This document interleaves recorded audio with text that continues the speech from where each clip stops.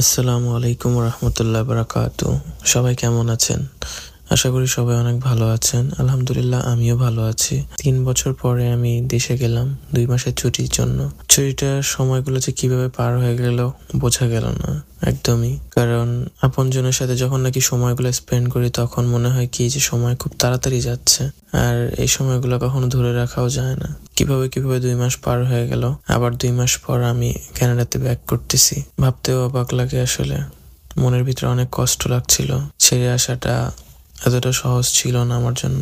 তারপরও কি করার, কিছু করার নাই, ছেড়ে যে আসতে হবেই। জীবনে প্রতিষ্ঠিত হওয়ার জন্য কিছু কিছু সময় আপনজনকে ছেড়ে দূরে থাকতে হয়, বাট এটা টেম্পোরারি, খুবই অল্প সময়। যে সময়টা যদি একলা থেকে স্যাক্রিফাইস করে প্রতিষ্ঠিত হওয়া যায় তাহলে হয়তো লাইফটা সহজ হয়। আর আমাদের যে বয়সটা এখনই হচ্ছে সাকসেস হওয়ার বয়স। সো তাই আর দেরি না করে চলে আসলাম।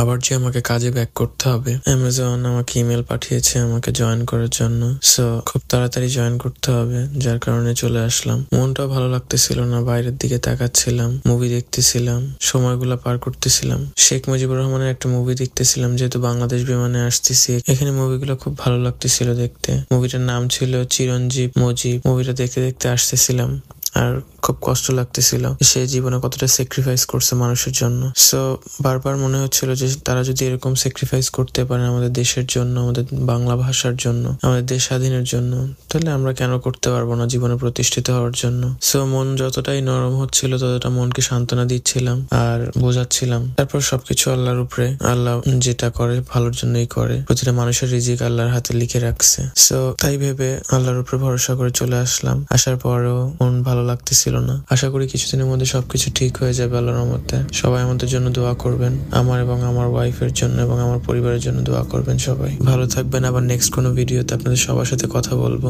দেখা করবো ইনশাআল্লাহ। আল্লাহ হাফেজ।